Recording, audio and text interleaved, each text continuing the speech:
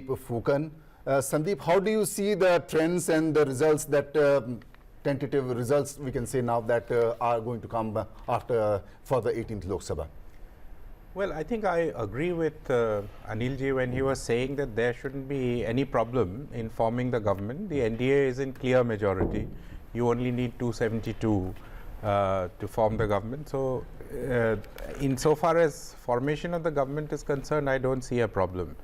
But the issue just to inform, there was some breaking news on other channels also that Chandrababu Naidu is asked to be the convener of the NDA in the meantime, and both Mr. Stalin has contacted Chandrababu Naidu. Chandrababu Naidu has congratulated the Prime Minister and the Home Minister, and Nitish Kumar has been contacted by Sharad Pawar ji. So, so this is an interesting development, and we are likely to see these developments in the next few days. The fact that NDA or BJP-led NDA has decided to, make or formally make Mr. Chandrababu Naidu as the convener shows his importance. Not yet confirmed as such. I am saying that if this is true, I mean the direction possibly is there. That, there must be talks that, and it is essential. Why it is essential? Because look, both Chandrababu Naidu and Nitish Kumar have done business with the other bloc. Not too long ago, Nitish Kumar was actually the informal convener of the India bloc. In fact, the first meeting of the India bloc, before it was named as such, took place in Patna. So it was important. It is important to keep the allies. So, which is what I was coming to, that I don't see a problem in government formation as the NDA exists in its present form, but BJP going down in terms of numbers and not having a majority of their own will create a problem in terms of its ability to negotiate crucial and critical issues. So it will have to cede more space to allies. They will have to actually be more accommodative of concerns of the allies. When you have a firm majority of your own, when you have 275, 280, 300 seats, these are not concerns that bother. I mean, you will be bothered that it's not a great picture if one of your allies ji walks चलिए out. बड़ी बात संदीप जी, हम आएंगे आपके पास, लेकिन ये तो बात बिल्कुल तय है कि भारत न केवल विश्व का सबसे बड़ा लोकतंत्र है, बल्कि लोकतंत्र की जननी है, लोकतंत्र की आत्मा है भारत। और देखिए, उसी लोकतंत्र ने देखा जाए तो अपने रुझानों को लेकर के, अपने फैसलों को लेकर के वही लोकतंत्र आगे बढ़ चुका है। दोपहर के 3 बज चुके हैं, या फिर हम ये कहें कि 3 की जो सुई है वो भी क्रॉस हो चुकी है, क्रॉस कर रही है। और अगर मैं अब तक के अपडेट के बारे में बात करूं तो जो अपडेट है हमारे जो संसद टीवी जो आप तक जो अपडेट पहुंचा रहा है, जो एक ऑथेंटिक सोर्सेस के द्वारा जो हम अपडेट आप तक हम पहुंचा रहे हैं, NDA 294 और इंडी 231, लगातार कई तरीके की जो खबरें हैं इस बीच आ रही हैं। कई राज्यों से कई पार्टियों के लिए बहुत अच्छी खबर है, तो कई पार्टियों के लिए थोड़ा चिंतन मंथन का भी विषय बन रहा है। लेकिन इस बीच चूंकि राजीव आपने बात छेड़ी है, तो मैं जरूर आगे करना चाहूंगी। अगर मैं बिहार की ही बात करूं संदीप, तो हम कह सकते हैं कि नीतीश सबके हैं, ये नारा दिया गया था, और इस तरफ कहीं ना कहीं वो चीजें जो है वो आगे बढ़ते हुए दिख भी रही है। हम आगे बढ़ते हैं। अगर मैं अब तक के अपडेट के बारे में बात करूं संदीप, जो हम इस वक्त देख रहे हैं, काउंटिंग को लेकर के हम आगे बढ़ चुके हैं, और एक लंबा समय एक जो है वो बीत चुका है, और हमेशा ये कहा जाता है कि दोपहर के बाद लगभग तस्वीरें साफ हो जाती है। आपका रिएक्शन अभी के अपडेट को लेकर के? नहीं, मैं इससे इत्तेफाक रखता हूँ, क्योंकि अब लगभग 2 बज चुके हैं। 8 बजे से वो रुझान आना शुरू हुआ था। अब बहुत ज़्यादा उलटफेर का कोई स्थिति होने वाला नहीं है। ऐसा नहीं है कि NDA 300 से 350 या 370 आने वाला है। ऐसे नंबर तो अभी भी बहुत फ्लक्चुएशन है कर रहे हैं, बट मेरे ख्याल से अब 20, 25, 30, लेकिन बहुत ज़्यादा मतलब मुझे ऐसा नहीं लगता कि बहुत ज़्यादा बदलाव इसमें आने की उम्मीद नहीं है। इस बीच सीनियर जर्नलिस्ट अक्कू श्रीवास्तव जी हमारे साथ जुड़ चुके हैं। अक्कू जी, अभी तक का जो तस्वीर उभर रही है उसे आप कैसे देखते हैं? क्योंकि ये तो है कि NDA की सरकार बन जाएगी, लेकिन इस बार NDA की सरकार बनेगी। बीजेपी अपने दम पर सरकार बनाने की स्थिति में नहीं नंबर्स आने में की उतार स्थिति चढ़ाव के जो दिख रही है, जो तस्वीर। फिलहाल जो एक बड़ा उतार गैप। चढ़ाव दिख रहा है उसमें तय बात है कि भारतीय जनता पार्टी की अकेली सरकार नहीं है, एनडीए की सरकार होगी। लेकिन अभी भी आंकड़ा ऐसा है कि अगर बिल्कुल ही लोग उतारू हो जाएं कि नहीं साहब एनडीए की नहीं बनानी और जो उसके सहयोगी दल बिल्कुल उतारू हो जाएं, तो बात दूसरी, कुछ खतरा हो सकता है, ये भी एक बात है। लेकिन इसकी संभावना बिल्कुल मेरी समझ से तो 5% भी नहीं है। वो आंकड़ा देखने वाले लोग कर सकते हैं कि साहब तेलुगु देशम भी चला जाए इधर, जनसेना भी चली जाए उधर, और नीतीश कुमार भी अल्टूराम पल्टूराम फिर हो जाए उस तरह से, तो वो थोड़ी बहुत उम्मीद जगा लेता है। लेकिन मुझे नहीं लगता कि ऐसा कुछ भी होने जा रहा है। दूसरा, अभी आपको 2 घंटे, कम से कम 2 घंटे, क्योंकि जिस तरीके से चीज़ें बदल रही हैं, और अभी मुझे ये बताया गया कि 70 सीटें ऐसी हैं जिसमें करीबन 50,000 का मार्जिन है। वो फासला बहुत कम है, फासला बहुत कम है। उलटने पलटने का खेल उसमें संभावना है। कहाँ जाएगा, किस तरफ जाएगा, ये भी नहीं कह सकते हैं। लेकिन भारतीय जनता पार्टी या एनडीए 300 के आसपास फिलहाल घूम रहा है। आगे अगर वो बहुत बड़े बदलाव नहीं हो तो बात दूसरी। दूसरा टेक ये है, इस चुनाव में कोई एक साफ पिक्चर नहीं है। उड़ीसा में हम इतनी उम्मीद नहीं कर रहे थे कि भारतीय जनता पार्टी इतनी अच्छी सफलता ले जाएगी, लेकिन वहाँ वो ले गई है। पश्चिम बंगाल में सोचा जा रहा था कि टीएमसी बहुत नेक टू नेक देगा, लेकिन टीएमसी बहुत आगे हो गई है। और उत्तर प्रदेश तो बाप रे बाप, ये बिल्कुल उल्टा प्रदेश नज़र आ गया, क्योंकि जहाँ ये माना जा रहा था कि 80 सीटों में मिनिमम के रेंज में भी जो आएगा तो पिछली बार वाला 62 में होगा। बसपा को मान रहे थे लोग नहीं आएंगी तो नहीं आई, लेकिन समाजवादी पार्टी 35 के आसपास हो जाएगी, ये किसी के भी सपने में नहीं आ रहा था। नहीं, लेकिन ओडिशा की बात अक्कू जी आपने छेड़ी है, तो क्यों ना एक बार हम इस पे थोड़ा बात कर ले, क्योंकि वहां पर बीजेपी के लिए बहुत चौंकाने वाले, बहुत पॉजिटिव एक परिणाम है, जो आप कह रहे हैं कि कुछ पार्टियों के लिए एक्सपेक्ट नहीं कर रहे थे कि भाई ऐसा इस राज्य में होने जा रहा है, वो हो गया। लेकिन मैं अगर बात करूं तो अगर वहां पर एक जो पटनायक जी का जो एक हम उनका जो गढ़ कहते थे उड़ीसा को, वहां पर बीजेपी लीड कर रही है, इस बारे में आप क्या कहेंगे? देखिए, पटनायक साहब का कार्यकाल पिछले 5-6 मतलब करीबन 3-3.5 साल से कुछ स्वास्थ्य के कारणों की वजह से और खुद उनके इन्वॉल्वमेंट कम होने की वजह से, और फिर एक आईएएस द्वारा जब वहाँ पर वो एक लिटरली वो मुख्यमंत्री बने रहने की दिशा में लग रहे थे, पांडियन साहब की बात कर रहा हूँ मैं, तो पांडियन साहब का जब ये नेतृत्व आने लगा है, और वो खुद भी नवीन बाबू जब उनके साथ चलते थे, जब उनकी स्वास्थ्य को लेकर के सवाल उठे हैं, तो ये साफ लगने लगा था कि पांडियन अब वहाँ पर काम संभालने वाले हैं। पांडे ने बहुत बताने की कोशिश की, नहीं ऐसा नहीं होने जा रहा है, लेकिन लोग तो यही समझ रहे थे। और मुझे लगा कि उड़ीसा वालों को ये उनका अपमान लगा, उड़ीसा की अस्मिता का अपमान लगा कि एक नॉन उड़िया जो है वो वहाँ आकर के राज करे, वो डिक्टेट करे चीज़ों को। आईएएस अफसर थे, ठीक थे, उनकी पत्नी वहाँ की है, ये भी ठीक है, लेकिन वो जिस तरीके से काम कर रहे थे, मुझे लगा वो सबसे ज़्यादा खराब हुआ बीजू जनता दल के लिए। और इसी कारण से उनकी राज्य की भी सरकार जाती हुई नज़र आ गई है हम सबको, और साथ साथ उनके सांसदों की संख्या भी काफ़ी कम हो गई है। अभी अनिल अग्रवाल जी से एक रिएक्शन इस पे ले लिया जाए। अनिल अग्रवाल जी, पहली बार ऐसा लग रहा है कि उड़ीसा में आपकी सरकार बनने जा रही है। अगर हम राज्य सरकार की बात करें, आपने नवीन पटनायक जी को एक रिकॉर्ड बनाने से रोक लिया है। वो 78 दिन अगर और रह जाते तो वो एक नया रिकॉर्ड बना देते पूरे भारत में एक लॉन्गेस्ट सर्विंग चीफ मिनिस्टर होने का। उनका स्वास्थ्य और इस पे प्रधानमंत्री ने भी बहुत टिप्पणियां की हैं इस बीच में। हालांकि देखा गया है कि बीजेडी और बीजेपी के बीच में पहले संबंध बहुत अच्छे हुआ करते थे, मित्रतापूर्ण। आगे आप कैसा देखते हैं एक अपनी पार्टी को सरकार के रोल में उड़ीसा में?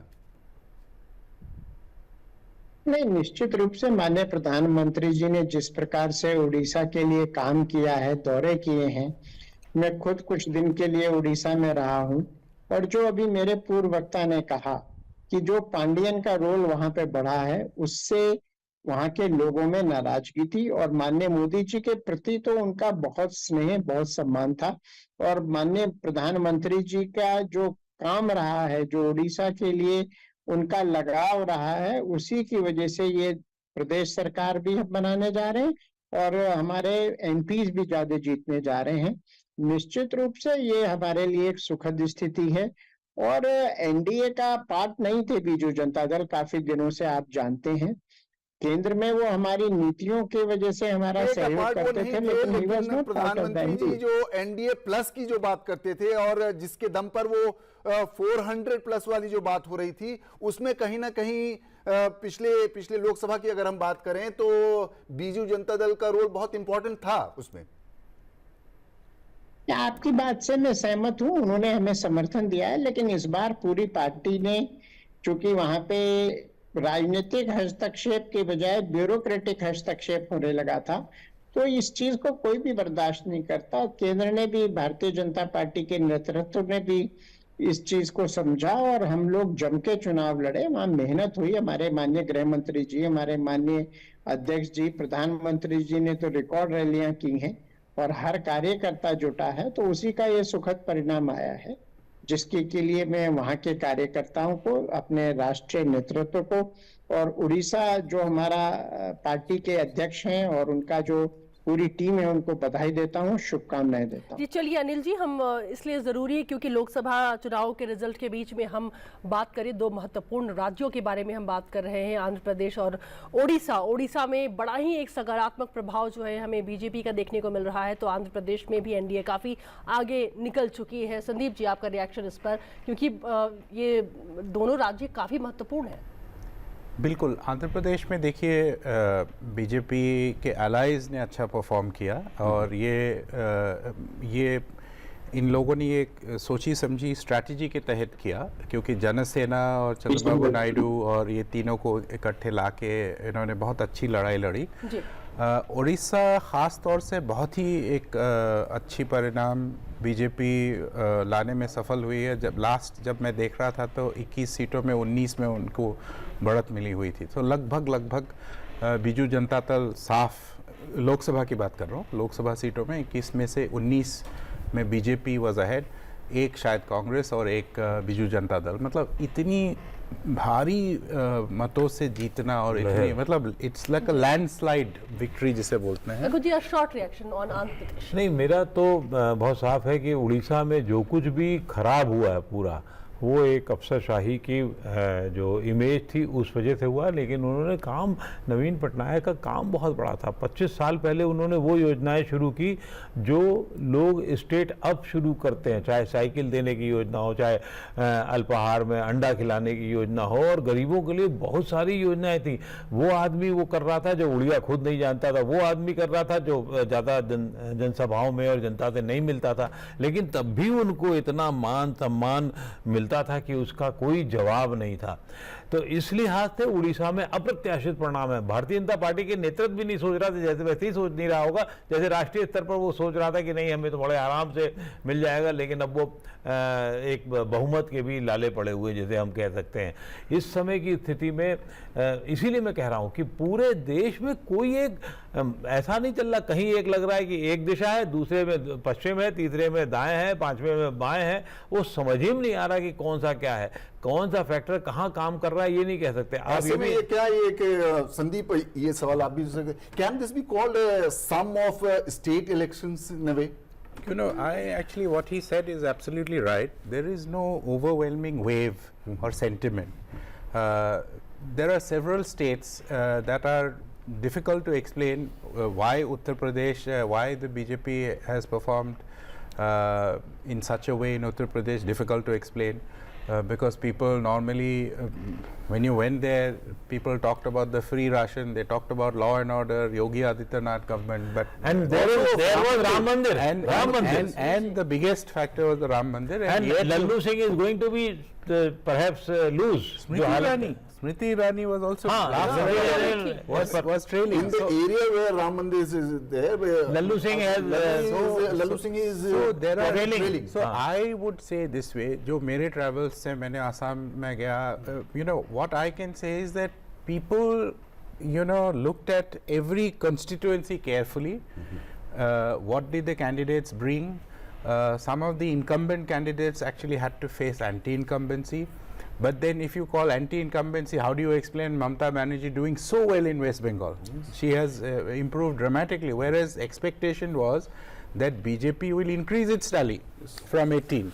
So it is difficult to say, other than the fact that on many constituencies people have gone by the choice that they have in terms of the representative, in terms of the candidate.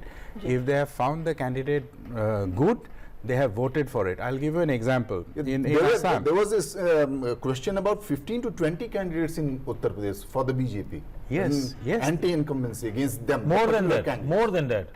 so this whole concept that I think one lesson that we can, one takeaway that we can take, that this whole concept that you have the face of Prime Minister Modi and Yogi Adityanath, so it doesn't really matter who you are fielding as candidate, because these two will win you the election.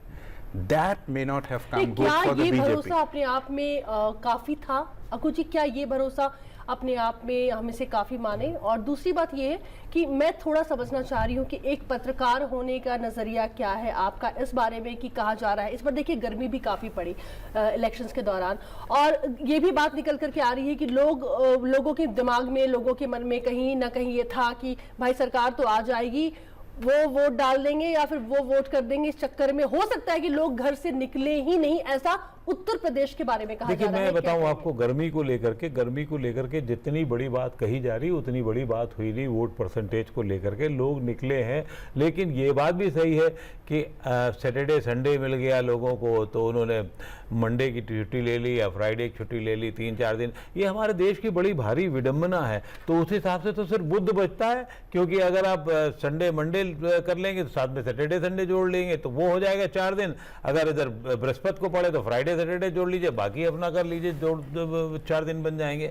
तो ये ऐसा नहीं हो सकता है कि देश में चुनाव सिर्फ बुधवार को हो और आपके तब काम। अकॉर्डिंग लोग निकले और हाँ, लोगों ने वोट किया नहीं, है। कम निकले होंगे, गर्मी के कारण दिक्कत हुई, बहुत सारी प्रॉब्लम हुई। Overall voting percentage तो करीब एक ही लगभग 1 पॉइंट के आसपास कम है, लेकिन 35 लोग मरे हैं। ये भी आप ध्यान रखिए, लोग अपना जान दे करके बिहार में 35 लेकिन कई इलेक्शन नेताओं कर्मी। को चक्कर भी आ गए।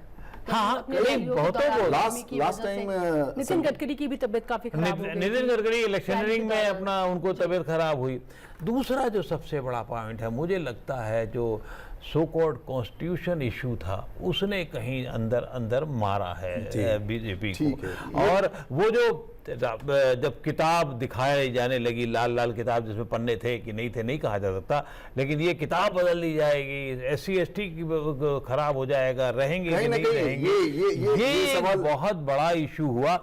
ये बात दूसरी कि वो उत्तर प्रदेश में ही काम किया, मध्य प्रदेश में नहीं काम किया। देखिए, वो मध्य प्रदेश में नहीं काम किया, उसने इवन बिहार में भी नहीं काम किया उसने। नरेश बंसल जी से पूछ लेता हूं यही सवाल, बीजेपी MP राज्यसभा नरेश बंसल जी, क्या बंसल साहब, क्या ये संविधान वाली जो बात थी कि अगर NDA को 400 प्लस आ गया तो कहीं ना कहीं संविधान बदल दिया जाएगा और बाबा साहेब का संविधान बदल दिया जाएगा, ऐसा एक मैसेज कन्वे कर रहा था ऑपोजिशन, तो क्या ये कहीं घर कर गया उत्तर प्रदेश में खासकर? नहीं, देखिए, प्रधानमंत्री जी ने अपनी सभाओं में स्पष्ट रूप से कहा कि स्वयं अंबेडकर जी भी आ जाएं तो वो भी संविधान को नहीं बदल सकते, संविधान बदलने का कोई प्रश्न नहीं है। लेकिन बहुत सारे कारण रहे होंगे, उसमें कुछ मात्रा में ये भी रहा होगा। अब ये तो बाद में सारी समीक्षा होगी तभी पता लगेगा क्या क्या कारण रहे। बहुत बड़ा कारण प्रचंड गर्मी है, चुनाव आयोग ने भी माना कि अगले चुनाव हम अप्रैल तक समाप्त करेंगे, उसके कारण से कम वोटिंग होना, फिर प्रीफिक्स और सफिक्स में छुट्टियां हो जाना, 3-4 दिन का छुट्टी पैकेज बन जाना, लोगों का वोट डालने से बचना, तो बहुत सारे कारण हो सकते हैं। क्या क्या कारण रहे तो बाद में पूरी समीक्षा होगी, लेकिन कारण तो दिखाई दे रहे हैं कुछ ना कुछ। संदीप जी, शुरुआत में जब बात की, जब शुरुआत हुई तो एक अपडेट आया कि जो तमाम जो लीडर हैं वो कहीं ना कहीं एक दूसरे से बात कर रहे हैं, फोन पे चर्चा जो है वो की जा रही है, कहीं ना कहीं मिलने की भी बात हो रही है। मुझे फिर अगेन मैं कहूँगी कि मुझे एक पत्रकार का नज़रिया यहाँ पर चाहिए कि अभी ऑलमोस्ट रुझान आ रहे हैं ये क्या परंपरा है जो हमें ऐसे अपडेट्स लगातार हमें आने शुरू हो जाते हैं, मिलने हमें शुरू हो जाते हैं? पश्चिम बंगाल में हमने सुना कि ममता बनर्जी के घर पे एक बहुत बड़ी बैठक वहाँ पर जो है वो हो रही है। ऐसे तमाम अपडेट्स क्या मायने होते हैं इसके? नहीं, ये देखिए, ये तभी होते हैं जब आप जब इलेक्शन रिजल्ट्स बहुत क्लोज होते हैं, जब कोई बहुत क्लियर मैंडेट ना हो। अब जैसे यहाँ क्लियर मैंडेट है, ये अभी 292 का जो एनडीए का वो है क्लियर दोनों से मैंडेट। काफी आगे। हाँ, एनडीए के लिए clear एनडीए, mandate है। लेकिन क्या है कि जो बीजेपी के जो अपने से जो बहुमत उनको अभी 20-25 सीटों से जो कम है, 250 के आसपास है, 272 चाहिए, तो 22-25 सीटें कम हैं। तो अगर आप 22-25 सीटें कम हैं, इसका मतलब क्या है कि अपने आप तो सरकार बना नहीं पाएगी, फिर आपको आपके जो एलाइज है वो सहयोगियों के बल पे आप सरकार बनाएंगे। तो क्यों ना हम सहयोगियों को ले लें। तो ये दोनों तरफ से कोशिश रहेगी। ऐसा ये मत समझिएगा कि एनडीए अभी संपर्क में नहीं होंगे, एनडीए भी संपर्क में होंगे। जो दूसरे एलाइज हैं, जो इंडिया ब्लॉक के जो एलाइज हैं, जो उद्धव ठाकरे भी बीजेपी के साथ काम कर चुकी है, डीएमके भी बीजेपी के साथ काम कर चुकी है, तो ऐसा पॉलिटिक्स में कोई भी अनटचेबल तो होता है नहीं। तो आप बड़ा इंटरेस्टिंग फैक्ट है। अभी जस्ट मैं अपडेट में ममता बनर्जी भी एनडीए के साथ काम कर चुकी है। ममता बनर्जी नहीं, जी, जब भी ऐसे वाजपेयी साथ सरकार देने में। की, जी बिल्कुल, जब भी ऐसे साथ देने की बात आती है या साथ छोड़ने की बात आती है तो सबसे पहला नाम नीतीश कुमार का आ जाता है। अभी तो बकायदा केसी त्यागी को सामने आकर के बोलना पड़ा है कि नहीं ऐसी कोई बात नहीं है। मतलब ऐसे भी अपडेट्स निकल के मतलब इट्स वेरी इंटरेस्टिंग। क्योंकि उन्होंने उनका ट्रैक रिकॉर्ड कुछ ऐसा रहा है कि वो पलटते रहे हैं। कुर्सी के आसपास एक फेविकोल लगा होता है, वो बड़ा मजबूत होता है, और जो सत्ता का फेविकोल होता है वो बहुत मजबूत होता है। तो उस फेविकोल से चिपकने के लिए बहुत लोग तैयार बैठे रहते हैं और उस फेविकोल के आसपास आने के लिए बहुत तैयार रहते हैं। और सरकार जो बनाना चाहता है वो उस फेविकोल को उनकी कुर्सी के आसपास लेकर के कुर्सी उठा के लेके अपने पास आने को तैयार बैठा रहता है। दो नाम है बेहद महत्वपूर्ण, शिवराज सिंह चौहान और नीतीश कुमार। ऐसा भी कयास लगाया जा रहा था कि अब हम उनको केंद्र में देख सकते हैं। नहीं, तो शिवराज सिंह चौहान तो केंद्र में आना पक्का है, उसमें कोई दो राय नहीं। और उसमें अब इफ एंड बट तो दिखता नहीं। ज़्यादा से ज़्यादा ये जरूर है क्योंकि अभी भारतीय जनता पार्टी को फिर एक बड़ी मशक्क़त करनी पड़ेगी आने वाले चुनाव में, और उस चुनाव की मशक्क़त के नज़रिए ये हो सकता है कि उन्हें पार्टी में सबसे बड़ी भूमिका दे दी जाए। क्यों? क्योंकि अब जेपी नड्डा का कार्यकाल भी खत्म हो रहा है। तो अब शिवराज सिंह चौहान पिछड़े वर्ग से आते हैं, और इस बार जो चुनाव में कई जगह ऐसा हुआ है कि पिछड़े वर्ग ने, खासतौर से उत्तर प्रदेश ने, भारतीय जनता पार्टी का बड़े स्तर पे साथ देना चाहिए वो नहीं लगा। वहाँ लाभार्थी का अति पिछड़ा वर्ग से जो आपका कनेक्ट प्रधानमंत्री देख रहे थे वो नहीं दिखा, जिसकी वजह से इतना नुकसान हुआ है। तो शिवराज जी को और बड़ी जिम्मेदारी दी जा सकती।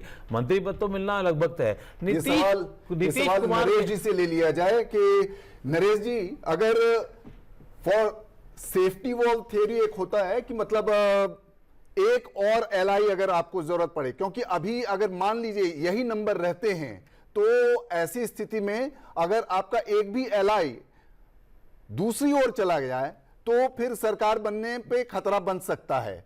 ऐसी स्थिति में वो स्थिति ना पैदा हो, ऐसे में आप किन और एलाइज को टारगेट कर सकते हैं? क्या वो नाम एक शिवसेना उद्धव ठाकरे ग्रुप का हो सकता है क्या? मुझे बोलना है?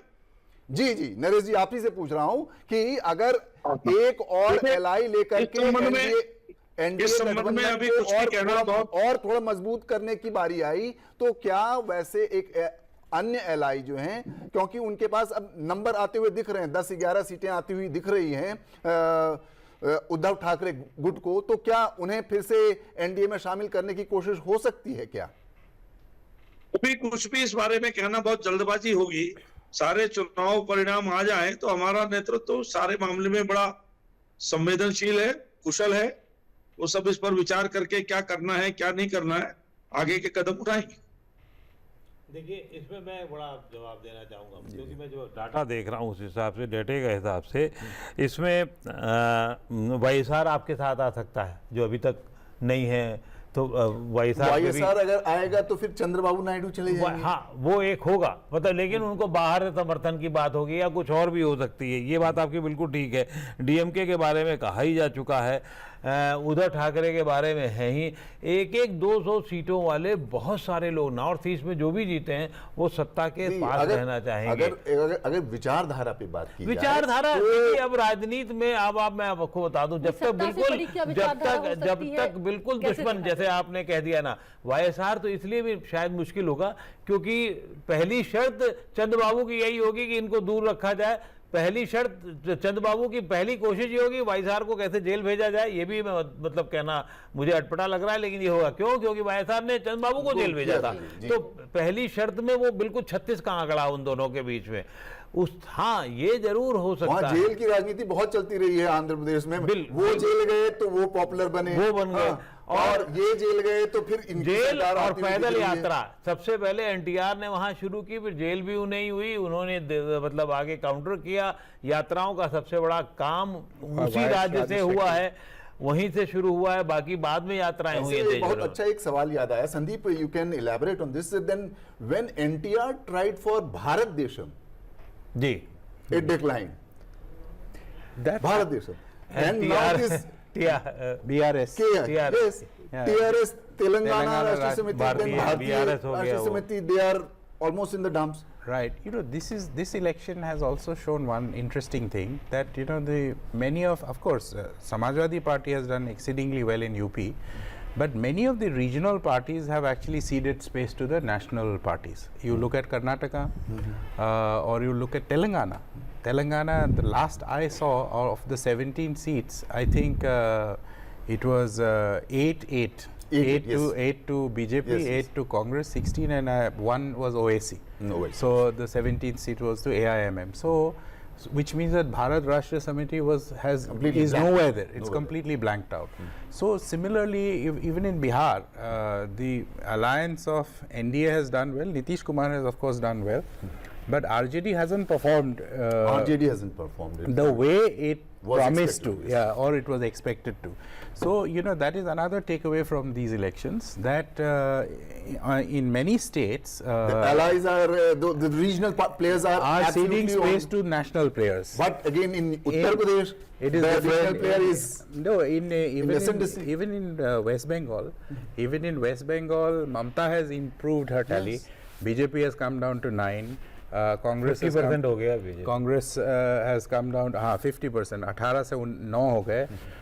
लेकिन वहीं पे उड़ीसा में देखिए, Biju Janata Dal has completely ceded space to BJP. वहाँ हालांकि जो सर बोल रहे थे कि उड़िया अस्मिता played a big role. I think the BJP, if you recall, just rewind a little bit. कुछ दिन पहले हम जाते हैं तो 3-4 महीने पहले आपको याद होगा कि चर्चा इस बात की थी कि क्या बीजू जनता दल और बीजेपी जो पहले मिल के सरकार बना चुकी थी, क्या वो लोग साथ आ सकते हैं? It was said that they were almost on the verge of announcing an alliance. चलिए इस चर्चा के बीच, संदीप जी, इस बिल्कुल चर्चा के बीच एक ऐसे राज्य के बारे में हम बात कर ले जहां दूर दूर तक कोई भी नहीं है। ये इलेक्शन कमीशन की मैं वेबसाइट देख रही थी, जो ऑथेंटिक, इससे ज़्यादा ऑथेंटिक सोर्स मुझे नहीं लगता है कि फिलहाल कुछ होगा। मैं बात कर रही हूँ मध्य प्रदेश। बिल्कुल ऑल 29 सीट्स लीडिंग बीजेपी। अभी तक सर जो अपडेट है ये इलेक्शन कमीशन ने डाला है, ये चमत्कार। देखिए, मध्य प्रदेश बड़ा रोचक मामला था। पहले अभी तक एक सीट थी सिर्फ जो नकुलनाथ की थी, छिंदवाड़ा, वो भी निकल गई। इसके पहले वहाँ कहा जा रहा था, और उसमें फिर मैं क्रेडिट शिवराज सिंह चौहान को ज़्यादा दूंगा। शिवराज सिंह चौहान ये नहीं बने, अपने वसुंधरा राजे नहीं बने। उन्होंने वसुंधरा राजे के तरीके से कि जैसे उन्होंने किनारे हो गई और काम नहीं किया, और उसका नुकसान भी वहाँ दिख रहा है पार्टी के तौर पर राजस्थान में। लेकिन शिवराज ने अपने आप को, जब ये नहीं बनाए गए, तय बात है आदमी को लगता है कि इतना सब मेहनत की नहीं हुआ, हफ्ते और बाद, लेकिन वो फिर दक्षिण की यात्रा, विकसित भारत के लेकर के जो बीजेपी का प्लान था उसमें उन्होंने काम करना शुरू कर दिया। वो उस जो रुदन थे बाहर आ गए और उन्होंने काम करना शुरू किया। फिर उसके बाद विदिशा, मुझे लगता है विदिशा में वो शायद, अभी नहीं कह सकता मैं, कि अगर विदिशा का अंतर देखिएगा तो विदिशा सबसे बड़ा अंतर क्रिएट करने वाला लेकिन वो तो बहुत सेफर सीट मानी गई है। नहीं मानी गई है, वो सुषमा लड़ भी स्वराज के चुके हैं। समय से नहीं सुषमा स्वराज के अलावा वो खुद उनकी सीट रही है, तो खुद लड़ बहुत चुके हैं। safer लेकिन वो सीट है। डिफरेंस ऑफ वोट जो है वो देखिएगा राष्ट्रीय राजनीति में पहले जो 5 लोग होंगे उसमें एक होने जा रहा है। उन्होंने आदिवासियों के लिए बहुत काम किया था, उन्होंने वहाँ जो योजना महिलाओं की बनाई थी वो बहुत पॉपुलर हुई और अभी वो चल रही है। बाकी मोहनलाल जो यादव आए हैं उन्होंने भी उसको ये नहीं हुआ कम से कम कि कोई ख़त्म चीज़ की गई, तो वो लाडली योजना को चल रहा है, बाकी लोगों को चल रही चीज़ें, तो लोगों को लग रहा है कि काम करने वाली सरकार थी। तो इसलिए दूसरा, कमलनाथ ने पिछले इलेक्शन में भी असेंबली चुनाव में कोई बहुत काम नहीं किया था। हम जब घूम रहे थे वहाँ पर तो हमें उसका कोई प्रचार ही नहीं दिखता था। जहाँ बीजेपी भयंकर प्रचार कर रही थी, कमलनाथ एंड कंपनी का कोई प्रचार नहीं दिखता था। और तो और छोड़िए, मध्य प्रदेश कांग्रेस भवन में हमें आदमी नहीं मिलते थे कि हमसे कोई बात कर सके, बता सके, समझा सके, वो नहीं हो रहा था। तो वो वहाँ अभी एक उसका दौर, एक एक्सटेंशन चल रहा था, जिसलिए उनको एक पूरी सीटें मिली। लेकिन ये बहुत बड़ी बात है, पूरी की पूरी सीटें मिल जाना, ये अपने आप में बहुत उल्लेखनीय है। In fact, Sandeep, the original laboratory for what is called the Hindutva and all, it was MP, the state. Yes, exactly. Yes, absolutely. In fact, that is why BJP has an organic vote there. No matter कितने सालों से शिवराज सिंह का government रहा हो, you will always have a certain percentage of votes that will always come the BJP's way. But I completely agree. I have also covered the Madhya Pradesh assembly elections. So that time also, it was as if the Congress was not there in the field, and it was incredible effort put in by the then Chief Minister Shivraj Singh Chauhan. If you compare Rajasthan and Madhya Pradesh, in both these states, the chief ministers were chosen by the central leadership, the high command of the BJP, Bilkul. and both the chief ministers were not very known faces. In fact, they were completely surprise choices. But in Rajasthan, the BJP party has had to pay a price. It has cost them, because the old lot of leaders, the senior leaders, they did not back the party's efforts to win elections, and that is why the last I saw, they were opposition was leading in 8 seats out of 25. Yes. That's a remarkable comeback, because if you look at 2019 and 2014, BJP had won 25 out of 25. Yes. So that is a remarkable comeback from the opposition, from the Congress-led opposition, especially after having lost the assembly polls only in December 2023. So in December 2023, Congress had lost the elections, and yet if you manage to break your record, Can we infer that what was said, that the Rajputs are not very happy with? Did that play to No, an I extent? Both would applicable not. in Rajasthan also, Sandeep? Yeah, no, I would not go into the caste arithmetic here, that because a Rajput was not made the chief minister, they were not happy. But what I can safely say is that a section of the BJP did not work hard enough to ensure that they could repeat the 2014 or 2019 performance. Otherwise, जो party इतनी अच्छी जीत सकती है दिसंबर 2023 में, in May, June 2024, in 5-6 months, to lose ground in as many as 8-9 seats is not something. Almost 50%. Yeah, so I it's, just want to add one point. Rajput factor was started from Gujarat only. yes, पुरुषोत्तम रूपवाला की एक सभा में उन्होंने कुछ कह दिया और वो आपत्तिजनक था, उसको हुआ, तो वो ट्रेवल किया कहाँ, यूपी आया और यूपी से राजस्थान पहुंचा, जहां दोनों जगह ये इसका उन्हें खामियाजा भुगतना पड़ा। इसमें मुझे कहने में कोई संकोच नहीं है।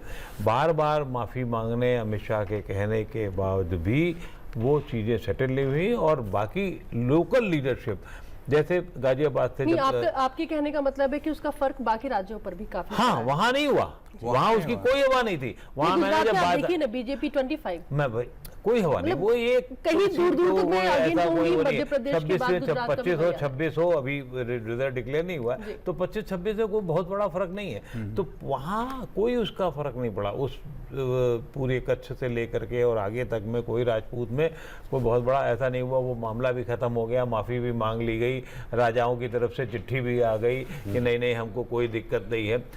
फिर उसके बाद में वो जब राजपूत सेना और करणी सेना जब राजस्थान में आई तो उसने अपने तरीके से उसको निपटने की कोशिश की। बचे खुचे राजपूतों को तो आज की तारीख में राजपूत उत्तर प्रदेश में नाराज क्यों होंगे? मुख्यमंत्री, अगर आप राजपूत तौर पे बात करें, मुझे नहीं लगता कि बात करनी चाहिए, तो मुख्यमंत्री से लेके बहुत सारे लोग वहाँ पर हैं, राजपूतों को सम्मान भी है, मान भी है। लेकिन अब वो कोई चीज़ एड ऑन जब आप करना चाहते हैं तो बहुत तरीके से कर सकते हैं। पहले हमें इतना मिलता था, अब इतना नहीं है। तो ये सब चीज़ें थोड़ा बहुत दुर्भाग्य है देश का कि इतने जी, सब कुछ बिल्कुल, काम चलिए। के बावजूद अकुल जी, विकास हम के आएंगे आपके बाद पास। भी ये तरह बातचीत होती रहती है। नरेश बंसल जी हमारे साथ में हैं और हम सवाल के अभी के अपडेट के बारे में बात करते हैं। एनडीए 294, इंडी 231। नरेश जी, आपसे मेरा सवाल है, ये रहा अपडेट, रुझान अभी भी आ रहे हैं। जब तक इलेक्शन कमीशन खुद सामने आकर के जब प्रेस कॉन्फ्रेंस आती है और बातें बिल्कुल साफ रिजल्ट के तौर पर सामने आएगी, तभी हम उस पर पूर्ण विराम लगाएंगे। लेकिन अभी तक के अपडेट के बारे में आप क्या कहेंगे sir?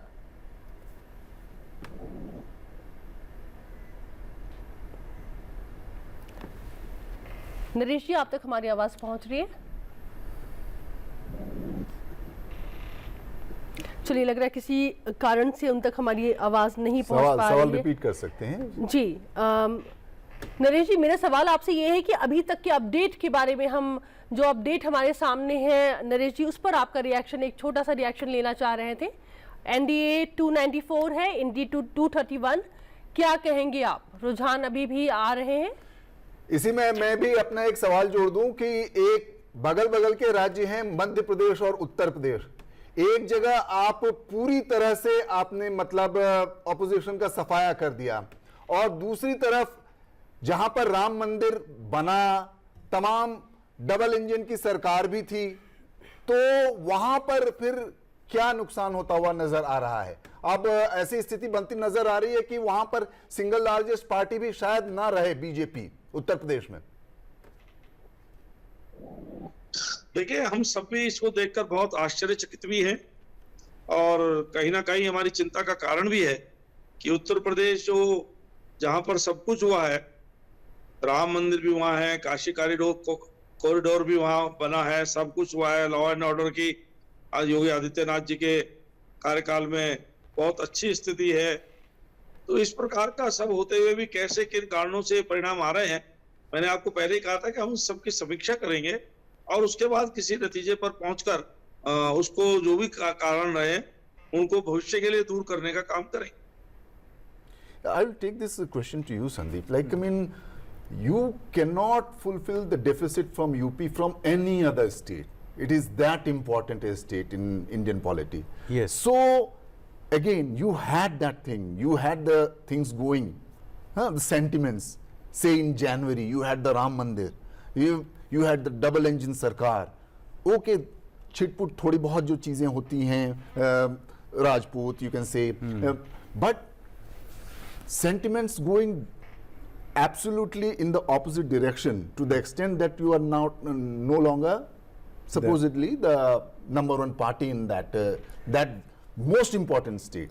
I think several things have happened in Uttar Pradesh. Uttar Pradesh is a key state. You know, every election It has an X factor, and the X factor in this election is the Uttar Pradesh.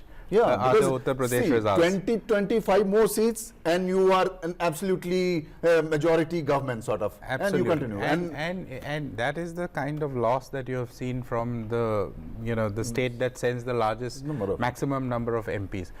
One thing is there that the narrative that he also talked about, that narrative that the India Alliance built, that if BJP gets 400 plus seats, then this is the end of reservation, this is the end of constitution. And probably there were two MPs from Uttar Pradesh itself who also after Lallu the Singh. Prime Minister said that, Lallu Singh Lallu was one Singh of said, them, yes. और उसके अलावा ज्योति बिरला राजस्थान में थी, वो फिर प्रताप उसके बाद सिन्हा। अनंत कुमार था, अनंत, हाँ। अनंत कुमार बेंगलुरु में, मतलब बेंगलुरु में थे। 6 आदमियों ने ऐसे कह दिया। अब आप 6 आदमी जब कोई वॉइस उठा रहे हैं तो प्रधानमंत्री जब तक समझे तब तक तो विस्फोट आपने कर दिया था 6 जगह। सीरियल विस्फोट था वो, और सीरियल विस्फोट होने की वजह से, पॉलिटिकल सीरियल विस्फोट होने की वजह से उसको मैनेज करना इतना आसान नहीं होता। और ख़ास तौर से जब उसके लिए सब लोग गोला बारूद लेकर के दूसरे तरफ लोग तैयार बैठे हों, तो वो संविधान की किताब भी सामने थी, बाकी भी थी। अब तय बात है कि संविधान में जब बात हो रही थी तो ये पूछा जाएगा कि संविधान, एक तो पहली बात तो बदला नहीं जा सकता, जिन तरीक़ों से बदला जाता है वो संशोधन होता है। 3 तरीके से संविधान संशोधन होते हैं, वो भी एक अलग बात है। लेकिन 98 दफ़े तो मोदी के पहले वाले में हो चुकी थी चीज़ें। 98 संशोधन हो गए, इसमें एक बार शायद किसी को पता नहीं, आप लोगों को भी याद है कि नहीं याद है, 75 में तो ये तक हुआ था कि इंदिरा गांधी ने सभी राज्यों का और कार्यकाल जो है 6 साल का कर दिया था। वो 42nd जी, amendment ना, जो और बहुत ही ज्यादा, नहीं उसके वो दूसरा है, 42nd 76 में था, 42 हाँ। और फिर उसके बाद उसको फिर जनता गवर्नमेंट जब आई तो उसने फिर बदला उसको 5 साल को ले। इस तरीके के बाकी संविधान संशोधन जो आप बता रहे हैं, जिसमें सॉवरेनिटी और वो जो धर्मनिरपेक्षता के शब्द जोड़े गए थे, वो एक अलग था, सबसे विवादास्पद वही रहा है। इन्होंने तो सिर्फ सेक्युलर और सोशलिस्ट, secular and अभी जब तक हम लोग बात कर रहे हैं तो यहाँ पर कुछ जो स्पीच, कुछ अपडेट्स आ रहे हैं वो थोड़े से जी, इंटरेस्टिंग है। please। हाँ, मुझे लगता है कि मुझे थोड़ा सा हमें उन वीआईपी चेहरों पर, वीआईपी नामों पर भी थोड़ा बात करना चाहिए। कुछ चौंकाने वाले हैं, कुछ इधर उधर परिणाम आ रहे हैं। मैं प्रधानमंत्री अमित शाह और राहुल गांधी को छोड़ करके मैं कुछ नामों पर चर्चा करना चाहूंगी, जैसे कि स्मृति ईरानी, उस पर भी थोड़ी चर्चा हमारी हो चुकी है। अधीर रंजन चौधरी फिलहाल जो है वो संकेत है कि वो अभी रुझानों में वो पीछे चल रहे हैं। काफी पीछे चल रहे हैं। डिम्पल यादव अभी जीत रही हैं, और कुछ नाम जैसे कि बांसुरी स्वराज ये लीड कर रही हैं, Shashi Tharoor.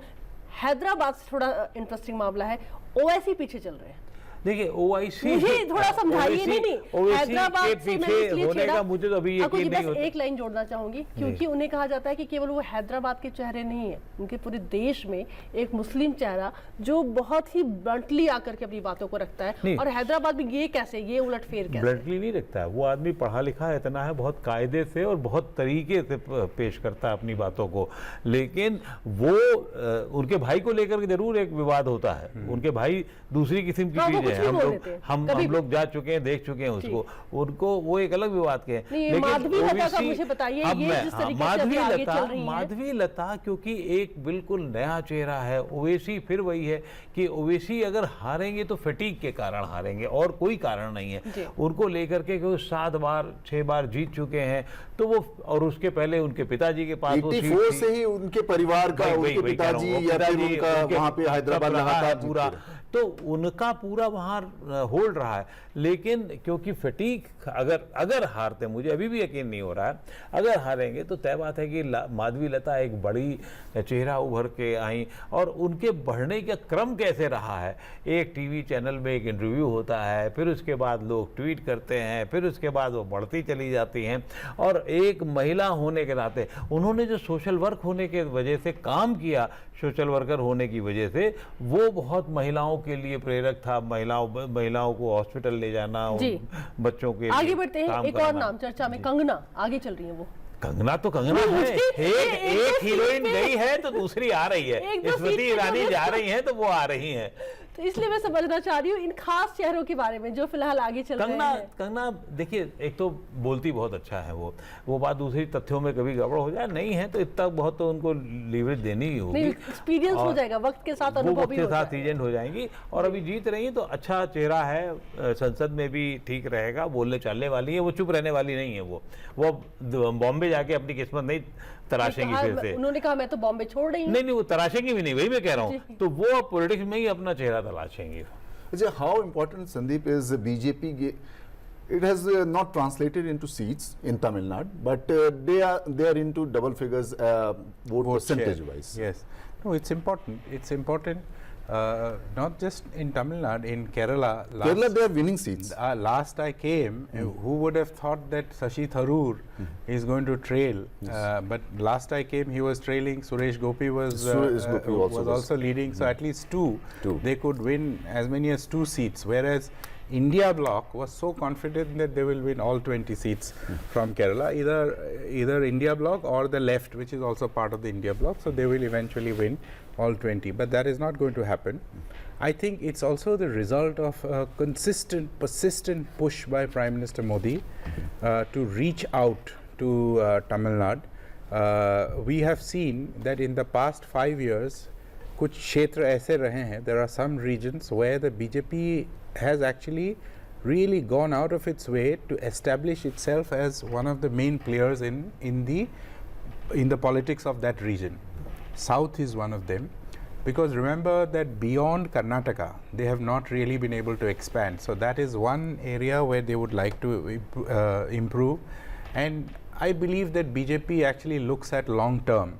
So, 15 years ago, they were nowhere there in the Northeast. Northeast used to be considered as the bastion of the Congress party 15 years ago. Today, the situation is just the reverse. There is hardly any Congress now. There is not a single Congress government in any of the 8 northeastern states. And BJP has government of its own in Manipur, in Arunachal Pradesh, in Tripura, in Assam. So, and then the allies are there in Meghalaya, in Mizoram, in Nagaland. So, so they are, it is important for the BJP because remember, as political scientists used to earlier say that there was a Congress system. That Congress system has now been replaced by the BJP system. And in doing so, you will also have to increase your national footprints and become a pan-Indian party. So you cannot only be winning in Uttar Pradesh, Madhya Pradesh, Haryana, Himachal, Rajasthan. You have to go beyond. You how have to go important is beyond. the Kerala victory? It is very important. That is what I was trying to tell you. That 1 or 2, even increasing vote share, basically you are finding acceptance among voters. So इस बार vote share, अगले बार 1 seat. That is how you improve.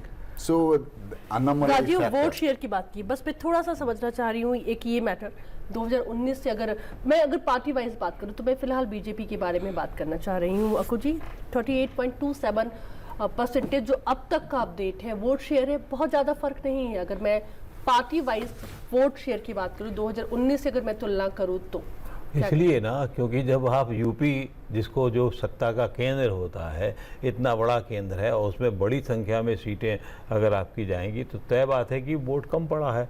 तो वो vote अगर मान लो थोड़ा बहुत और जगह से मिला भी है तो है, लेकिन ओवरऑल मुझे लग रहा है ये बीजेपी का पिछले साल से भी अच्छा ओवरऑल होगा। ओवरऑल 38% के करीब था, 38.9 समथिंग था वो, 39 के आसपास, 38.27% जो अभी तक का जो अपडेट, तो वो हो सकता है थोड़ा बहुत आगे पीछे हो, लेकिन यानी विपक्ष ने जो अपने अलायंसेस किए वो बहुत काम आए, कारगर वही थे। काम आए हैं।